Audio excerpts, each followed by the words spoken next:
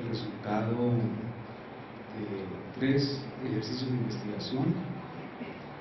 Uno refiere el concepto de individuo que trabajé en un seminario doctoral sobre la región de lo espiritual.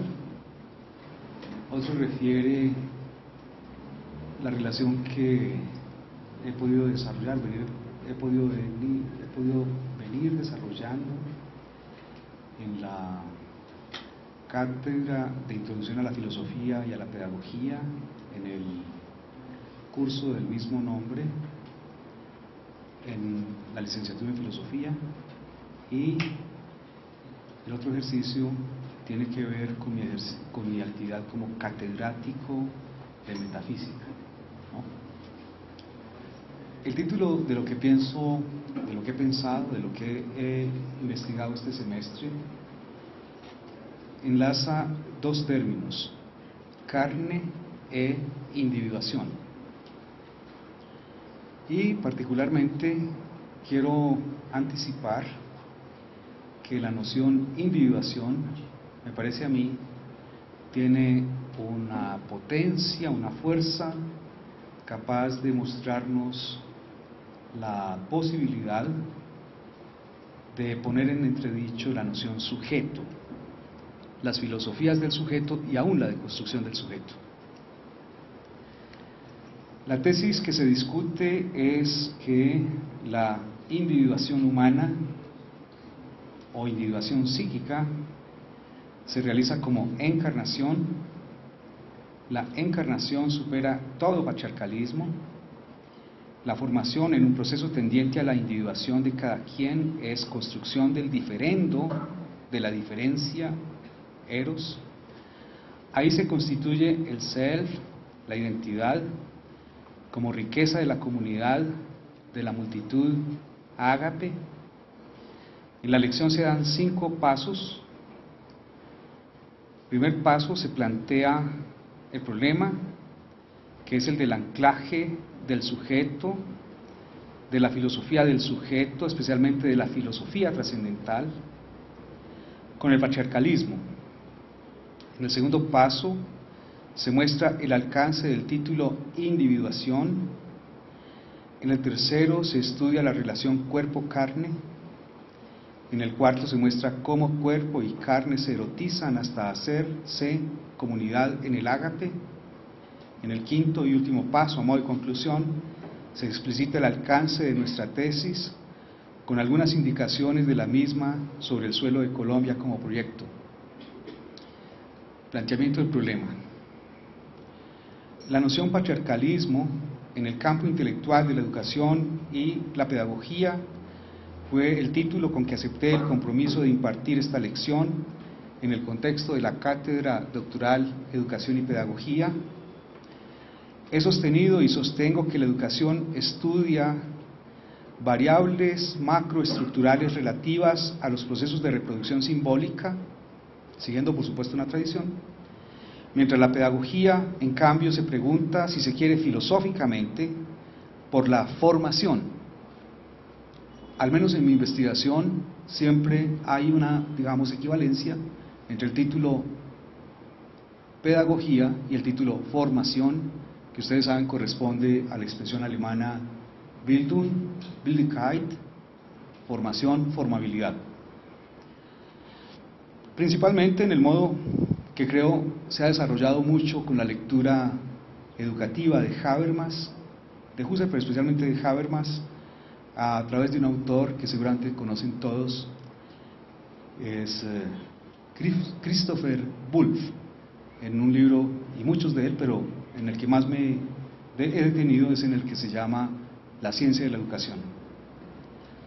El paso que se da en esta ocasión refiere el enlace entre formación e individuación individuo bajo la idea expuesta por Deleuze, según la cual, cito, la diferencia individuante debe ante todo ser pensada en su campo de individuación. Se la cita. ¿Qué es la formación en cuanto a individuación y cómo se abandona por su lastre patriarcal la noción sujeto es la pregunta que se discute aquí. ¿Cuál es el problema que trae consigo el patriarcalismo? He dedicado otras investigaciones que no voy a presentar ahora, pero en particular refiero la manera como lo traté en el estudio quinto del libro que publiqué en 2011 titulado Ausencia y presencia de Dios. En resumidas cuentas, el problema que trae consigo es que admite que la formación radique en que se lleven a cabo procesos mediante los cuales los neosujetos llegan a ser sujetos, que alguien o algo, alguien como el patriarca o el Führer, el BID u otra agencia, tiene la potestad de definir cómo, en qué y para qué se forma a los sujetos, que el maestro queda reducido en su función a la de sujeto mediador entre la voluntad del patriarca y la eficacia en los procesos de sujetación de los individuos. Nuestra investigación, por tanto, se sitúa en el rigor del campo de la filosofía de la educación. Esta ha tratado el problema de la formación como su núcleo central. Para que la formación acontezca se requiere, en primer término, de una noción fuerte de yo. El yo parece ser una herencia cartesiana, precisamente la que toma y lleva a un máximo de expresión la fenomenología de Husserl. En rigor, para la formación, esta vía del racionalismo tiene un valor intrínseco. Más aún, uno se podría preguntar qué es un proyecto de formación o sin la noción sujeto o sin la noción yo. No obstante, antes que ese fundamento en Cartesio, hay otro que me parece está aún más velado y mucho menos discutido y que tiene enormes implicaciones en todas las concepciones pedagógicas. Se trata de la noción de yo, más que debida a San Agustín, efectivamente debida en particular a Meister Eckhart, el místico alemán, del que bebe toda la filosofía idealista alemana. ¿Quién? ¿Qué? ¿A quién se forma? Ahí no es posible una respuesta que no tenga de trasfondo, como he dicho, el yo. Que lo matice con títulos como sujeto o subjetividad, que adquiera los modos de conciencia, que se desplace la mirada al cuerpo, o que se tenga por referente ineludible el hecho de que este o esta, la conciencia, sea como se le denomine, solo puede realizarse en y como miembro de una comunidad, esto es, en intersubjetividad y de contera, que esta comunidad es histórica, situada en condiciones materiales de existencia. No cambia el hecho de que de lo que se trata con la formación es de que un quien tome valor de sí, se empodere. Al menos dos modelos se han contrapuesto para pensar la formación en Occidente. El que debemos a Platón, el que nos indica que la forma es posible hacerla surgir de cada quien, que ella, en cierto modo, preexiste y que la educación es un sacar lo mejor de sí de cada quien. Es la preeminencia de la idea sobre cualquier forma. Esta, al cabo, tiene que llegar a expresar lo que está por llegar a ser. Es en el fondo la idea de que ya hay una suerte de yo latente, potente, que podría llegar a expresarse. El otro modelo, en cambio, lo debemos a Aristóteles. De lo que se trata es de que del mármol emerja o llegue a aparecer lo que está en potencia. Esto es, de actualizar lo que en sí porta como posibilidad la sustancia. Recordemos lo que en griego se dice usía. Solo que ésta tendrá que llegar a ser esculpida por el artesano que sí tiene y posee la forma que le da sentido final y por acciones produce deliberadamente la actualización de la potencia. Lo que vamos a indagar es qué pasa si se abandona tanto el idealismo como el realismo en sus múltiples vertientes en occidental para pensar la formación. Más aún, ¿qué pasa con la formación si se desplaza desde la contraposición ule, morfé, y se halla un plano meramente fenomenológico, precisamente por efecto de procesos de individuación, y por ello, como afectación del singular por el medio y la transformación del medio por la acción del singular. Esto es, cuando un sistema es enriquecido por la acción de un singular que toma del medio sus condiciones de establecimiento y de estabilidad y de retorno, el singular se individua, limitándose con respecto al medio y transformando el medio para poder preservar su ser, su existir, su identidad. Como queda sentenciado en la postura de Gilbert Simondon, que seguramente ya ven ustedes es a quien estoy aludiendo en esta parte de la exposición para encontrar ese lugar que no es ni la ule ni la morfé, es en relación o es en la relación como dimensión de la individuación, dice, en donde deviene el individuo. En resultas, la formación deviene no de la morfé ni de la ule, sino de la información que acontece en la interacción entre el singular, cada quien, en tanto individuo psíquico, y el medio, en tanto entorno intersubjetivo, social, cultural, histórico. Para sintetizarlo, el problema de la formación se hace comprensible cuando se estudia con referencia al individuo, a la individuación, al principio de individuación, más que si se preserva la sujeción al sujeto y a los procesos de subjetivación. Obviamente esta reflexión es posible porque se ha ganado un desplazamiento de las nociones. Ahora prima la noción sujeto sobre la noción yo, y esta a su vez ha desplazado a la noción conciencia.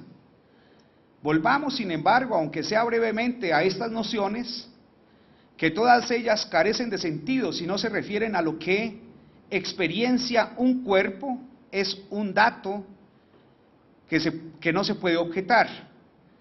¿Acaso la noción esencial de toda posibilidad de comprensión de los procesos formativos tenga que volver una y otra vez al cuerpo como noción determinante?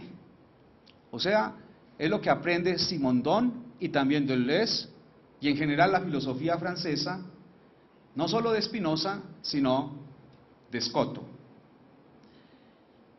Repito que, ¿acaso la noción esencial de toda posibilidad de comprensión de los procesos formativos tenga que volver una y otra vez al cuerpo como noción determinante? Pero, ¿qué notifica la noción cuerpo?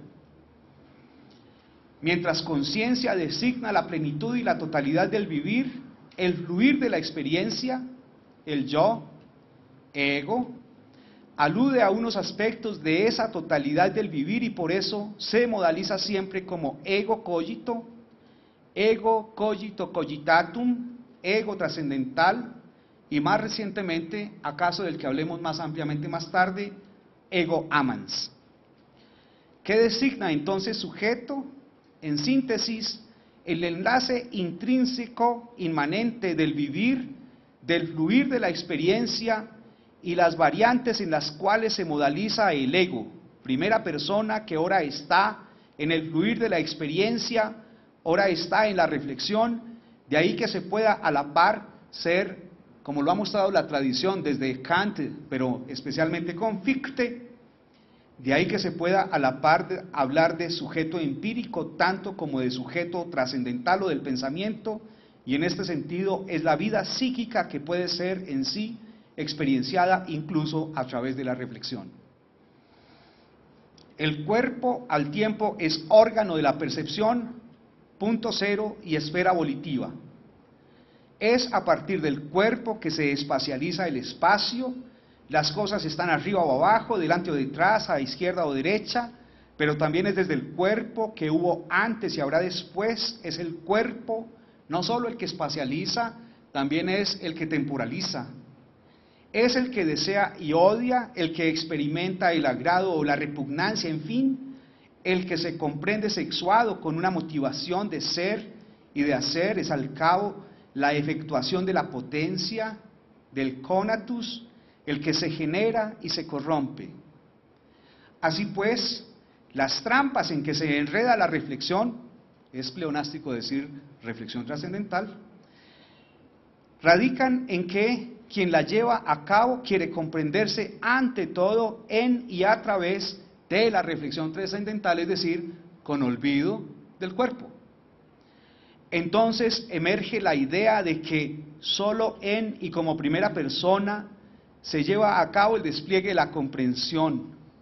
No sin razón, afirmaba Nietzsche, matamos a Dios, pero todavía creemos en el sujeto. Todavía creemos en el lenguaje. ¿Ustedes recuerdan? Es observación de Gaia Ciencia. Y en efecto, el lenguaje, como lo usamos en Occidente, tiene los pronombres personales y la reflexión se ejecuta en primera persona. Aquí, cuando llegamos al sujeto trascendental, igualmente aparecemos como actores que desprecian el cuerpo, como despreciadores del cuerpo. ¿Qué queda entonces si se abandona la primera persona y con ella la conciencia, el yo, el sujeto? Se obtiene una primera evidencia, el cuerpo. Ahora bien, en efecto, ¿tenemos cuerpo? No sin razón, a su turno, desde la fenomenología de Gabriel Marcel se ha afirmado que no tenemos cuerpo, somos cuerpo. El cuerpo como tal no es experimentado. Ahora experimento una sensación a la altura del plexo solar. Dolor de estómago, puedo llamarlo. En otras circunstancias, la sensación de abandono o de amor. En ese experienciar esa sensación, no percibo mis orejas o mis pies, etc. Puedo volver la atención sobre cómo apreso con mi mano izquierda la mano derecha, o cómo con mi brazo derecho apreso mi mano izquierda. ¿Cuál apresa a cuál?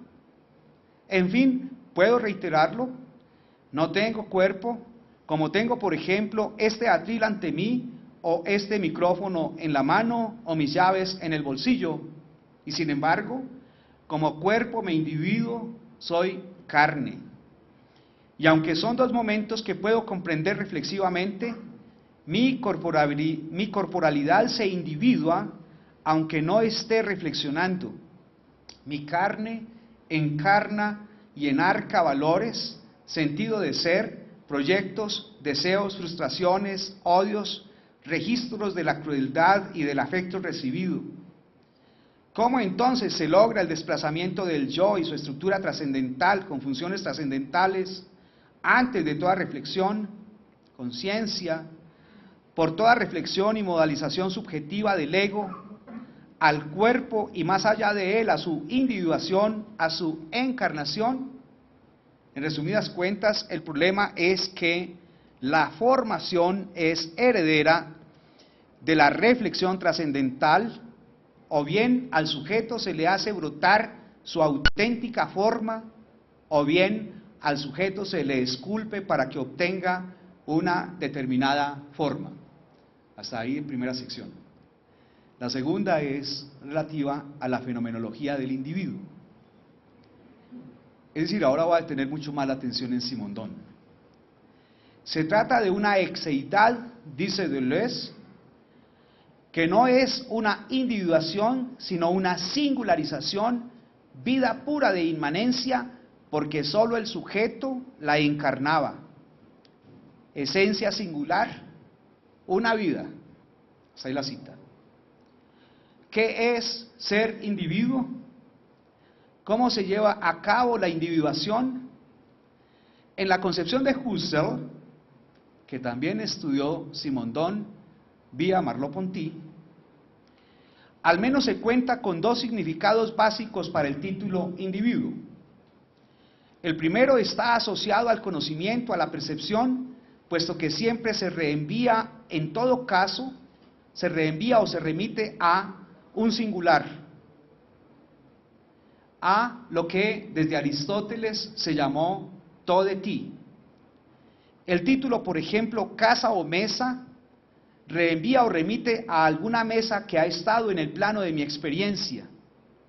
Bien es cierto que puedo por abstracción eidética elevarme hasta el eidos, forma pura, casa o mesa, pero siempre es posible reubicar o resituar una mesa o una casa concretas que han sido punto de partida del despliegue de la percepción primero y luego del conocimiento.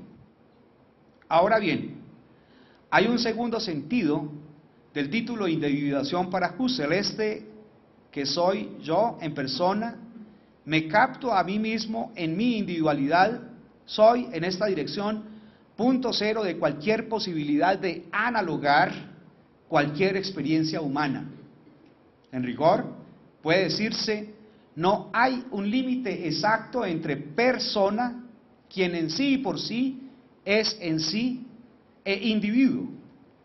Tal vez se pueda plantear que hay un límite significativo que radica en que hablemos de persona como indicando o aludiendo a lo exclusivamente humano, al tener vox, al sonare en su personare, que se realiza como resonare,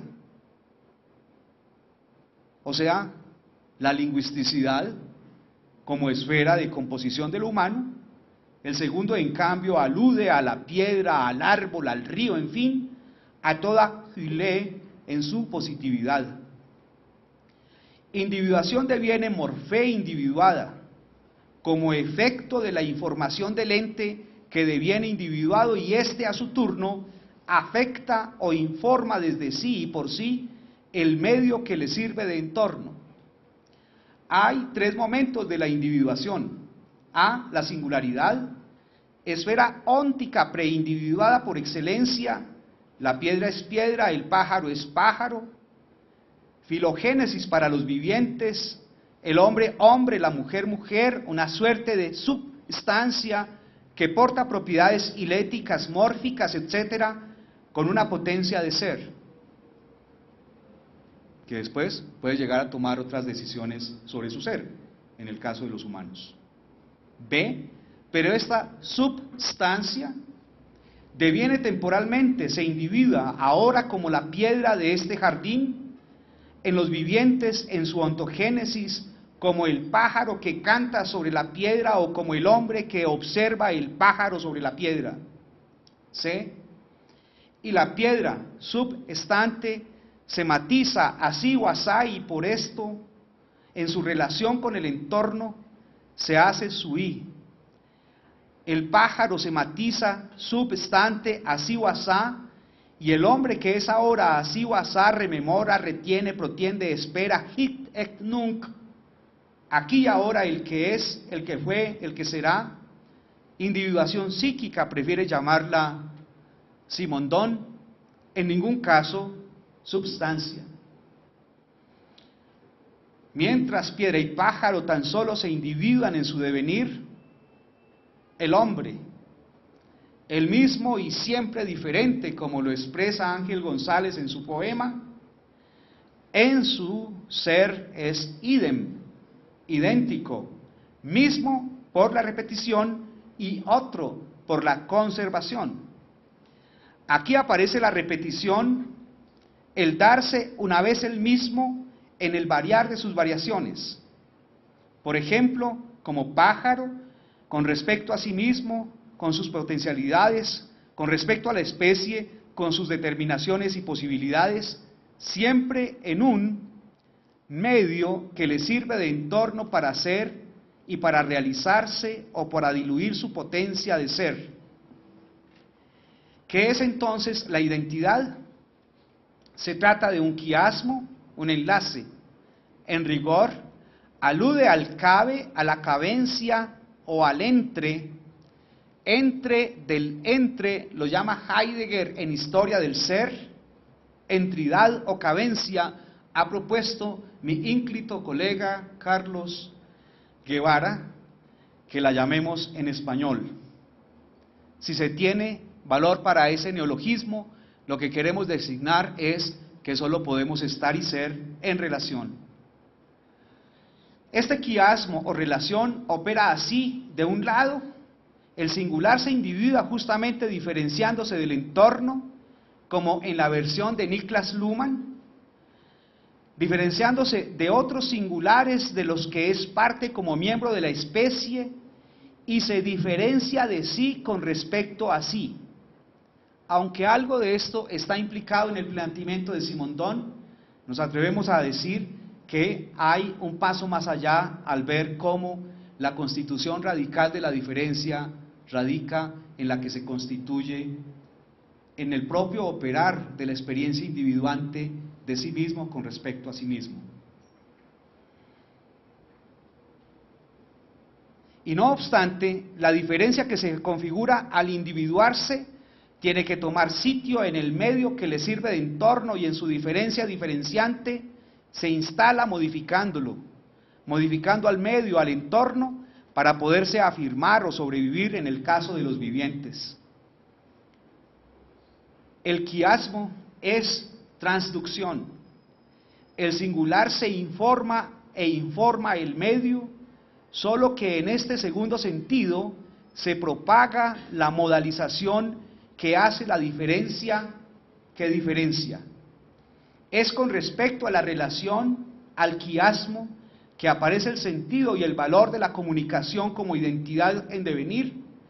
De un lado, el quiasmo implica el enlace en el que se hace sentido desde sí con respecto al medio, unidad con el medio, comunidad con los que se comparte el medio, comunicación con el medio y con los individuos individuados en el medio. Su contrapartida bien es la tiranía de uno de los polos o la supresión tiránica de uno de ellos, como en nuestra incapacidad de reconocernos dependientes de natura del planeta. Una pregunta sobreviene: ¿cómo lo óntico en la esfera humana, esto es, la onticidad humana en su devenir, sí misma, en su identidad, eleva a sentido su propia ipseidad en la constitución de sí, diferenciándose de sí, y en su relación con lo otro, haciéndose sí mismo exeidal a través de la diferenciación con los miembros de su especie, tanto como del medio que le sirve de entorno? En resumidas cuentas, esto ocurre en y por efecto tanto del saber como del conocimiento. Uno y otro son esfera de interobjetividad, o saber, conciencia o saber que acompaña. Creo que las investigaciones de Simondon son muy interesantes porque también fundan, por ejemplo, la ciencia cognitiva, la psicología cognitiva, la fenomenología cognitiva, por ejemplo, francesa, en la que ha trabajado Nathalie Desprat y nuestro colega colombiano Juan José Botero, donde se mira cómo hay aprendizaje y conocimiento en las formas más elementales de vida. En resumidas cuentas, esto ocurre en y por efecto de tanto del saber como del conocimiento.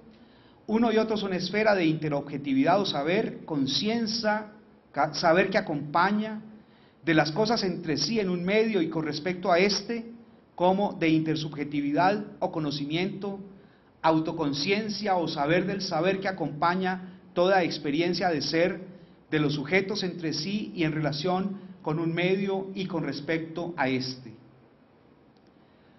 Hasta ahí un análisis muy fundado en Simondon. Ahora me detengo en la discusión de estas tesis de Simondon, en lo que ha dado en llamarse el giro teológico en la fenomenología francesa, que es, como ustedes lo saben, desarrollado muy especialmente por Michel Henry, por Jean-Luc Nancy, por Jean-Luc Marion, y que a ese movimiento, por ejemplo, también genéricamente se sumaron como sus pertenecientes fundadores Emmanuel Levinas y Paul Ricoeur. La fenomenología de la carne. La carne, dice Antonio Negri, esa existencia monstruosa del general intellect, resiste. Resiste, como dice Deleuze, porque consiste. La resistencia es la dureza de la carne, cambio del paradigma que se revela en la movilidad, el color del mar, ondas superficiales, pero ontológicamente potentes que modifican las masas de las aguas. ¿Cuál será la expresión productiva de la nueva consistencia y cuál será la forma de su subjetividad? Hasta ahí cité a Negri. Debe entonces preguntarse, ¿tengo cuerpo o soy carne? La pregunta me parece excelentemente planteada por Henry en su libro Encarnación de la carne.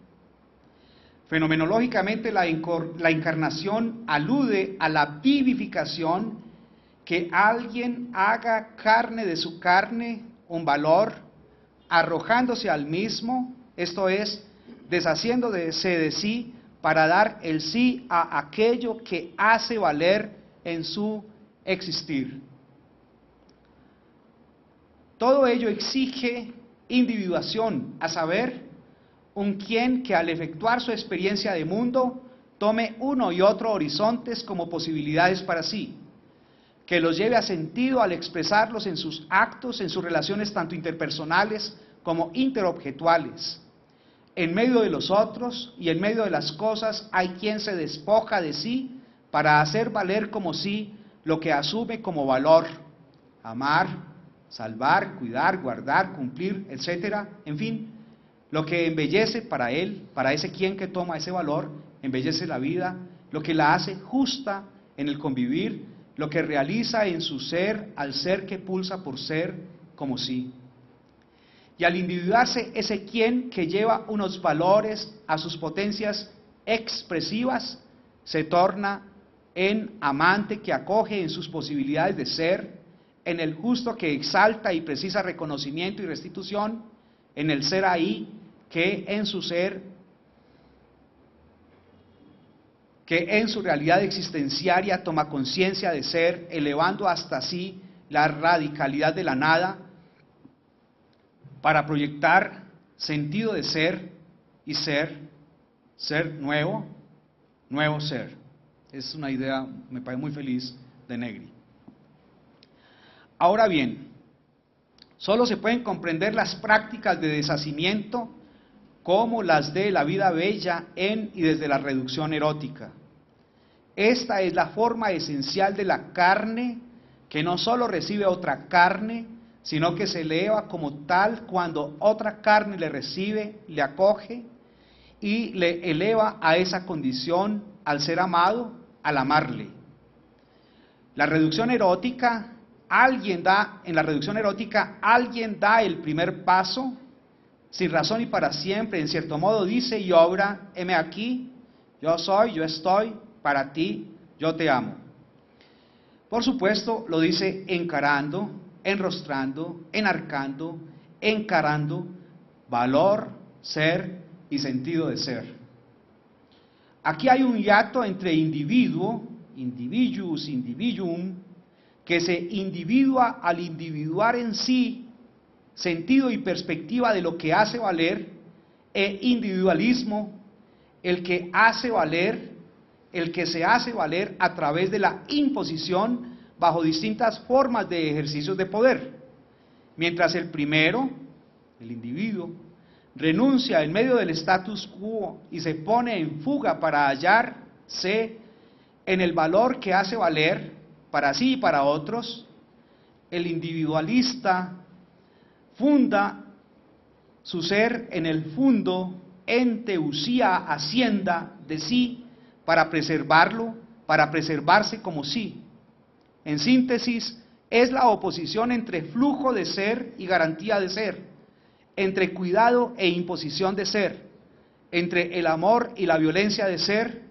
Desde luego, la diferencia bascula sobre la distancia que separa fenomenología y metafísica, entre seguimiento del flujo de ser y defensa de la presencia de unos modos de ente que se toman como ser. Es a lo que Heidegger, en la llamada pieza filosófica literaria titulada El sendero del campo, enuncia diciendo que ahora se toma el ruido de los aparatos por la voz de Dios. Solo en y desde la reducción erótica se despliega el sentido de la belleza, solo así se deshace el ego de todo egoísmo al y para hacerse carne, Ahí es cuando cada quien hace suyo el tomar como sí mismo su sentido de ser. Este es el sentido destinal de la invisibilidad de la carne, que solo se hace visible, vivible en el amor. La reducción erótica es desbordamiento del cálculo racional. Ámame tú primero. En cierto modo, muéstrame la declaración de renta. En ese sentido, el amor es locura, cuando deja todo cálculo racional. Es la sinrazón, el escándalo. Y estas expresiones de vida abundante, ilimitada, plena, tienen como modelo a Cristo, así sean ateos. No se preocupen, ahí no hay lío, ¿no? O sea, aquí estamos haciendo filosofía. Al amor crístico, al Cristo que amó y amó sin límites, sin condiciones, sin distinciones, el que fundó su amor en dar el primer paso. Heme aquí, soy yo te amo, y amó en la esperanza, amó por ella y desde ella, amó hasta la muerte en cruz. Este Cristo, crucificado, se desprende de sí para ganar la plenitud de la carne, el esplendor de la encarnación. Es lo que lo hace testimonio, y por él es que se fundan las posibilidades de despliegue de los testimonios que otros pueden ofrecer u ofrendar. Son los testigos del amor, en los cuales se encarna la verdad, la bondad y la eternidad de la cruz, del amor sin límites y sin medida.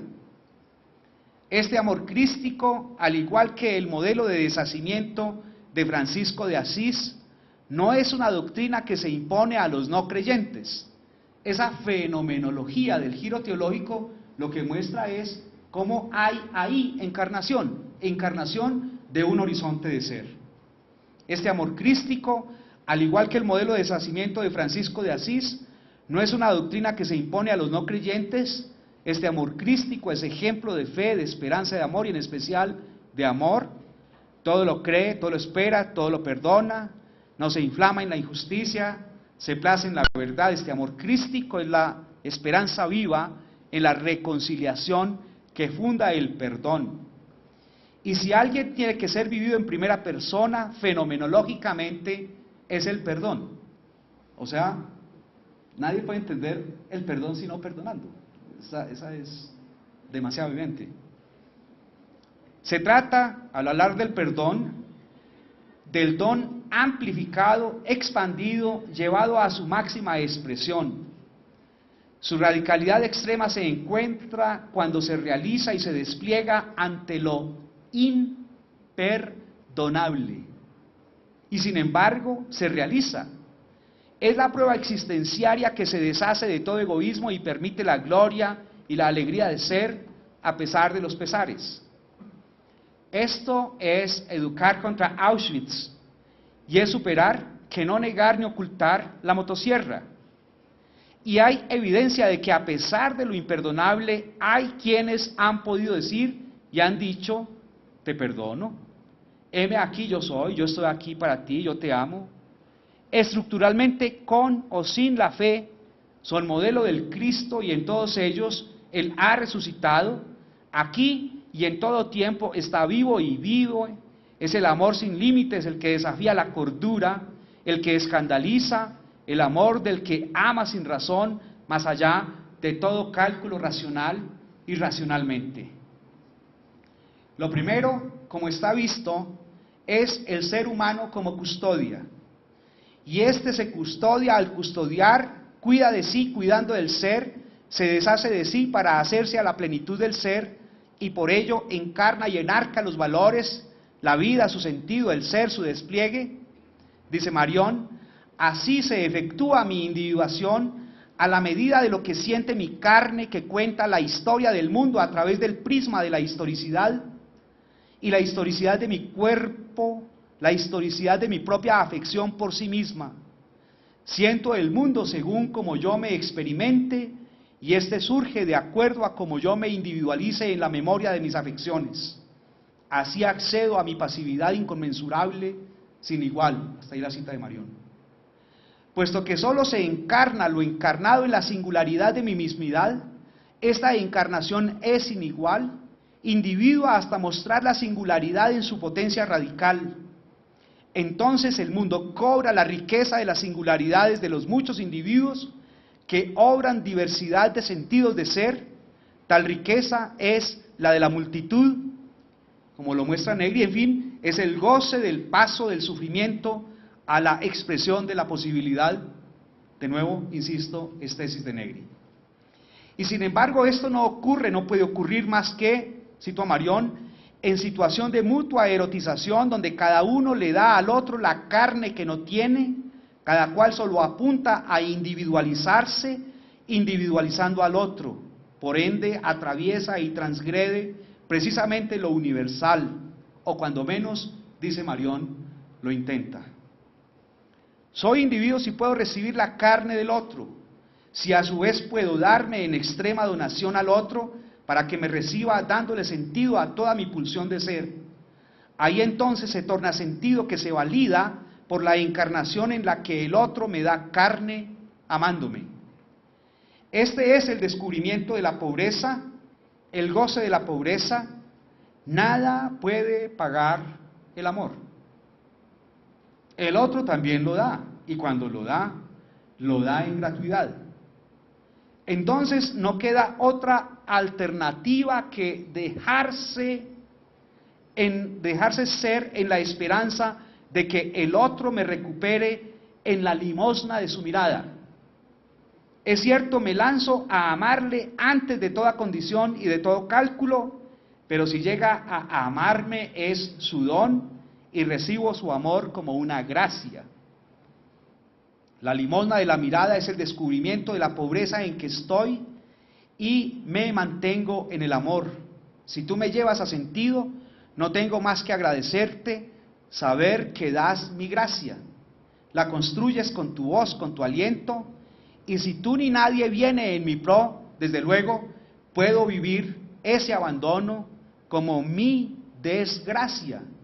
Y sin embargo, en la extrema soledad que deja el vacío de amar ilimitadamente sin condiciones, está la esperanza. Y sé que ella me mantiene como mantiene el perdón al que solo le queda como posibilidad de mantenerse en la vida, en vida, vivo. Si no se asume el perdón, solo le queda la alternativa de la venganza. Y si la sangre de las víctimas clama por justicia, es totalmente claro que no clama por venganza. Entonces la sangre llama a la reconciliación que funda el amor y que funda el perdón. Por eso se exige mayor comprensión de la encarnación. Detengamos la atención, como nos lo indica Marión, en dos ejemplos, no solo el Cristo, en dos ejemplos, pero incluye al Cristo, que piensa Marión son paradigmáticos del amor, en la parturienta y en el crucificado. Centremos la reflexión en que se trata de dos formas de encarnación del amor, ambas subliman de diverso modo los valores que están en la base de la acción. Esta sublimación parte de lo singular de la experiencia mundano vital y por abstracción se vuelve hasta las alturas de lo más indicial del valor del amor en su ilimitación. De todos modos, si se trata de amar, vale por igual la fuerza de la expresión amorosa de la parturienta que la del Cristo. En ambos se satisface la condición inicial: locura, irracionalidad, escándalo. Porque es capaz... me salté unas líneas.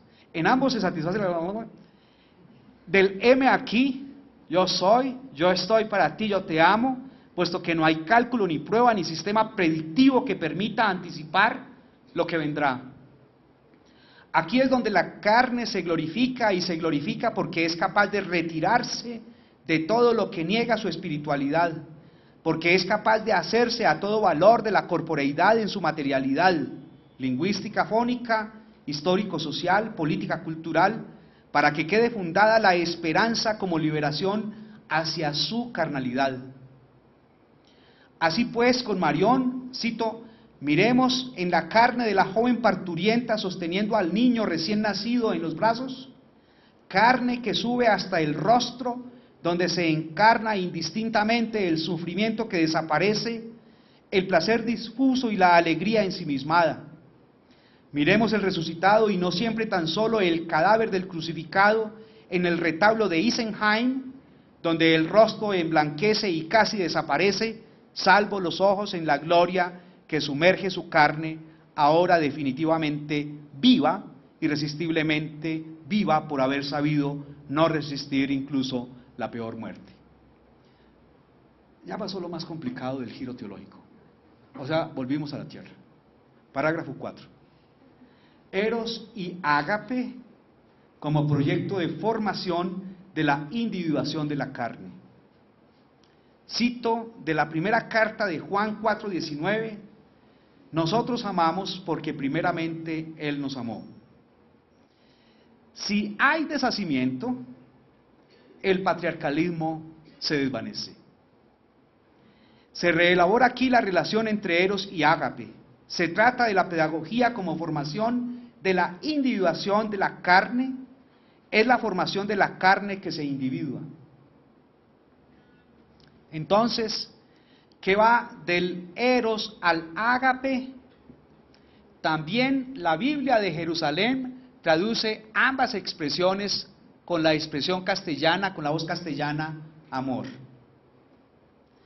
Como se sabe, se trata de dos tradiciones distintas, Grecia e Israel respectivamente.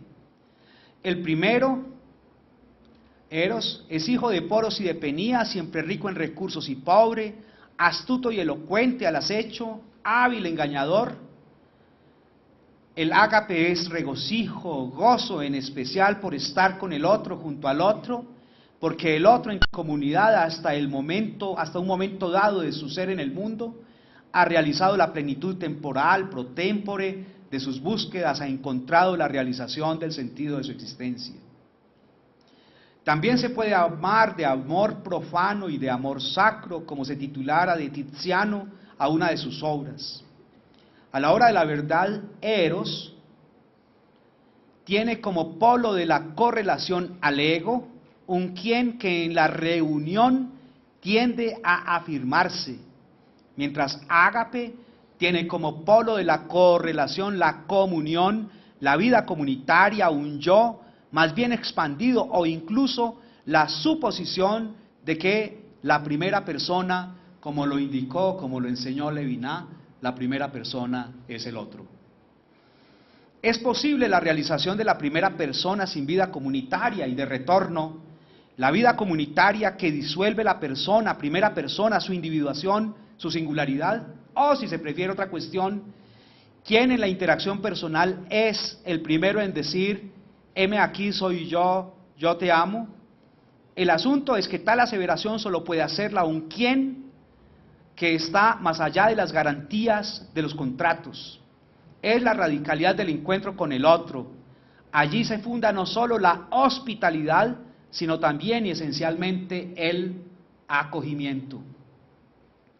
En este sentido, el primer desplazamiento que se exige es el del ego el del ego cogito, el del ego cogito en esta tradición que estoy presentando, al ego amans.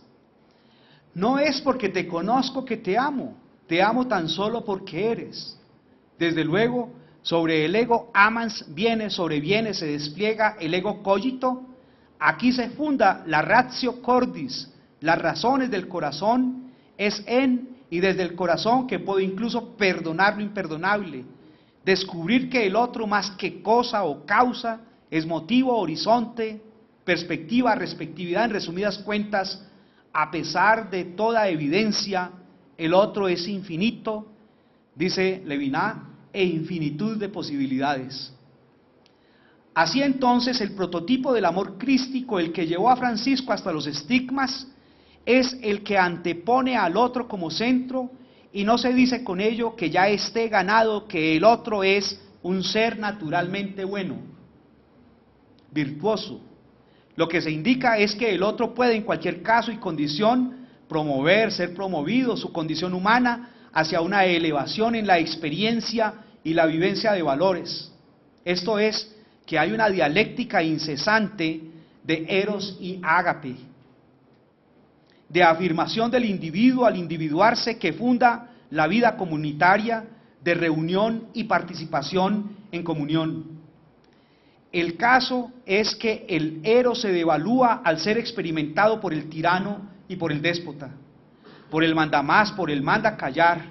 Se troca en individualismo individualista. Se trata del héroe del relato que se rodea de áulicos que ríen y sonríen con cada expresión tiránica. Pueden celebrar para congraciarse como si amaran a su Señor, de modo que la individuación, más allá de todo individualismo, introduce la diferencia cuando la reunión eros se torna participación, comunión, ágape. Entonces el ágape solo puede vivirse como expresión del consentimiento entre quienes se han individuado en el gozo del eros. En eros, sin ágape, el individuo se torna individualista. En el ágape, sin eros, emerge la masa, el amasijo, la indiferenciación. En la dialéctica de eros ágape, en primer término, el sujeto se individúa en su singularidad hasta hacerse efectiva expresión del universal. Es ahí donde la persona se personaliza afirmándose en la comunidad, en el vivir común. En segundo término, es en esta dialéctica que deviene la potencia y el despliegue del nosotros como comunidad, en la cual todos y cada uno de los sujetos se hace cargo de sí, llevando al máximo servicio la posibilidad de realización de sí y de los otros. En la perspectiva del eros, la comunidad, el común, es punto de llegada. En la del ágape, el nosotros es punto de partida, condición de posibilidad de la existencia. El equilibrio dialéctico eros-ágape diferencia entre el horizonte del totalitarismo y el de la libertad. En el horizonte del totalitarismo se impone una perspectiva, se hace valer a toda costa. En el horizonte de la libertad se consensúa, se negocia, se matiza hasta hallar coincidencia o confluencia de voluntades. Y sin embargo, se trata de que en todas las circunstancias en que se toma la vía del ágape, opere el carácter de la primera persona que ofrece el eros, y de que el operar de primera persona, eros, funde comunidad, comunión, ágape. Aquí hay relación y referencia a la experiencia de cuerpo, de dones, de carismas, en una comunidad, cuerpo, en la que cada quien da de sí, don, lo peculiar o propio de sí, carisma, para riqueza de todos. La dialéctica ágape eros despliega la subjetividad y la intersubjetividad como condición de posibilidad tanto de toda experiencia de sí como de toda experiencia de comunidad. En consecuencia, asume la voluntad común como instancia que abre el horizonte de mundo, del mundear de cada quien, y sin embargo, esa voluntad común solo llega a aclararse a partir de la interacción, de la meditación sobre su haber sido y sobre su poder llegar a ser, como temporalidad y como historia.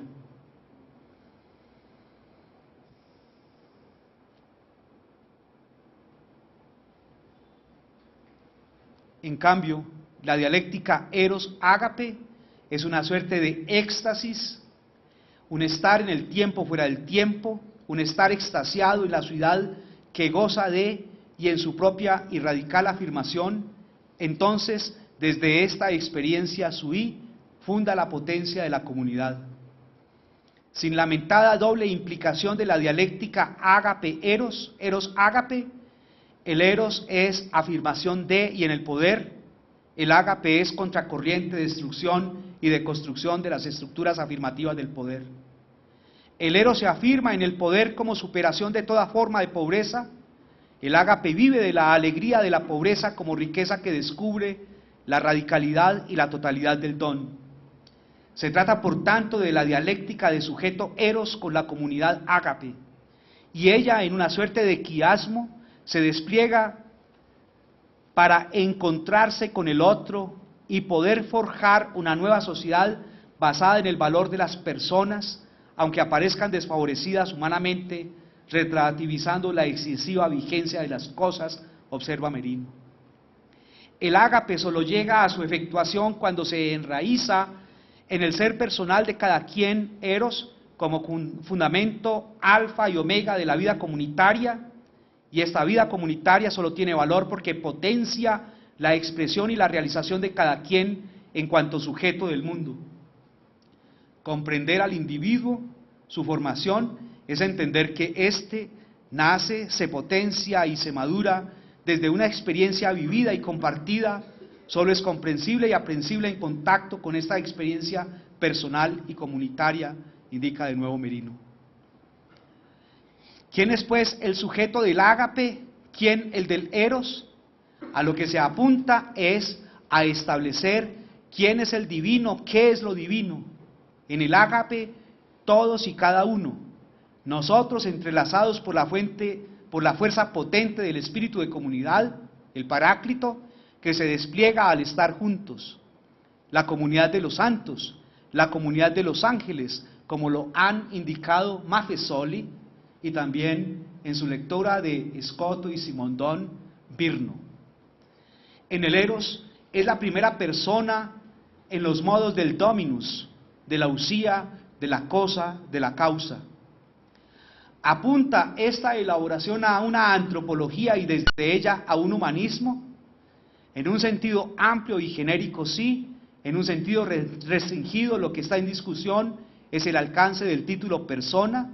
Lo que está en el centro de la historia, tanto de la humana como de la historia de la salvación, es la persona. Y esta en sus modos de humana y divina, y no solo en la persona de Cristo, sino en la persona de todos y cada uno de los humanos. Lo que invoca eso divino que está en cada quien, lo sagrado de su vida, lo que hace que el otro sea en sí mismo un fin y nunca un medio, como lo enseñó Kant. Y el modo de persona que ha llevado lo humano a su máxima expresión de amor en la dialéctica ágape, eros ágape, es Cristo, que fue capaz de amar, que pudo decir sí antes de toda pregunta, de toda condición, de todo análisis de las consecuencias. Ese Cristo que pone la vida de todos y cada uno como lo más valioso y digno de cuidado. Ese Cristo que se hace el menor hasta la entrega en cruz, puede ser un modelo, un paradigma, incluso para los no creyentes, para los ateos, para los agnósticos, para los indiferentes a todo proyecto de fe. La pregunta que hace la fenomenología en su despliegue de y como giro teológico es precisamente seguir el fenómeno de Cristo en su amar. Esta fenomenología sigue al Cristo como posibilidad de fundar una ética de la compasión que tiene por referente al pobre, porque éste no solo exige la compasión para ser comprendido, sino también para ser reivindicado en sus reclamos, en sus exigencias, en su crítica activa o pasiva al status quo. La prueba incontestable de que es posible el amar del Cristo, de la entrega a la protección de los más pobres y más desamparados, el huérfano, la viuda, el desplazado, en el modo de una escatología profética, como la llama Levinas, es precisamente Francisco de Asís. Jesús de Nazaret y Francisco de Asís son las expresiones de una vida puesta al servicio y expresión de la dialéctica ágape, eros ágape, son su esplendor y su exigencia. Conclusiones, es mi último apartado en esta ocasión. La tesis, como se ha visto, es que la individuación humana, psíquica, se realiza como encarnación. Michel Henry sugiere con la encarnación de la carne. En este encarnar entra en juego el papel enarcante y proyectivo de la formación, no porque se pueda decir a alguien cómo ser individuo en su proceso de individuación, o qué encarnar como valores o como forma de vida o como aspiraciones del ser o del querer, cualquiera de las pretensiones arcónticas, velada o expresamente, aupan el patriarcalismo.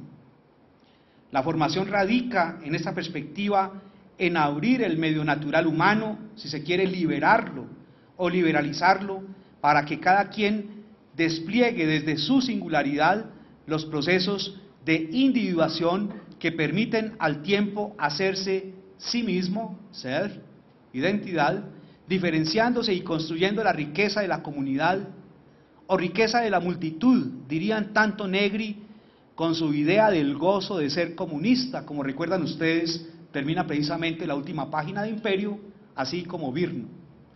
Esta es la radicalidad de la inmanencia, tanto óntica como ontológica. ¿Qué queda entonces para el título sujeto?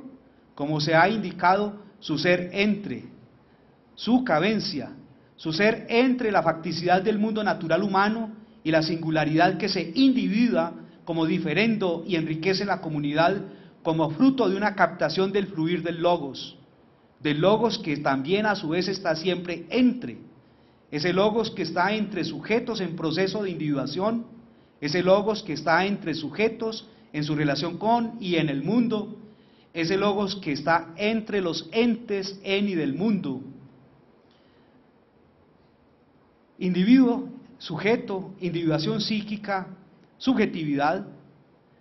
En esta perspectiva lo que indica es el entre del fluir dialéctico mundo singular. Hacerse individuo psíquico o sujeto radica en comprender el propio ser en el mundo y actuar en medio de ese ser en el mundo, como ser del mundo. Ahora bien, una vez se despliega ese movimiento que llega a la configuración en y como individuo psíquico o sujeto, como constitución psíquica, de nuevo, ese quién, personare, que vive con nosotros en el resonare, se halla en las márgenes de la preindividuación para rehacerse como en la visión trágica que ofrece el mito de Sísifo. Modelos o paradigmas o ejemplos de individuación que realizan la encarnación son Jesús de Nazaret, estudiado por el giro teológico, y he dicho, en autores como Henri, Marion, Nancy o Francisco de Asís, estudiado por el Poterio Perayo, en especial en obras como la de Negri y la de Paolo Virno, especialmente en la manera como presenta el pensamiento de Scotto. ¿Acaso, fuera de toda euforia patriotera, sea necesario para nosotros detener nuestra atención en Laura Montoya, en su capacidad de hacerse en una feminidad que politizó la fe enfrentando los esquemas de una sociedad patriarcal, manifiesta en una jerarquía eclesiástica de meros varones, sobre todo patriarcas, que se hizo sí desde el entorno transformándolo, que legó un horizonte de comprensión de lo indígena, de sus cuerpos, de sus lenguas, de sus modos y de lo propio, un horizonte de sentido. Habrá que ser suficientemente liberales para tener la valentía de enfrentar la positividad de Laura Montoya como una de las posiciones en las que la historia de Colombia encuentra, junto con la figura cimera y contemporánea de Débora Arango, contemporáneas ambas quiero decir, la superación del patriarcalismo como proyecto de formación, de encarnación de sí individuándose. Paradójicamente, en una y otra, la dialéctica eros-ágape, ágape-eros expresa una espiritualidad y una interioridad de vida que significaron el paso a una visión distinta, no solo de lo femenino, sino de lo humano sobre el suelo de Colombia. Quede esta como una indicación para volver a las cosas mismas de nuestra individuación encarnada, de la encarnación de un proyecto de identidad diferenciante y de diferencia identificante que abre horizontes de exploración tanto en la estética como en la mística, ejes sobre los que bascula un proyecto de formación que parte de nuestras propias raíces en el reconocimiento primario del cuerpo que se eleva hasta hacerse carne. Solo pues una formación que despliega la individuación en procesos del devenir de la identidad en diferencia encarnada supera el patriarcalismo, y muchas gracias por su atención esta noche.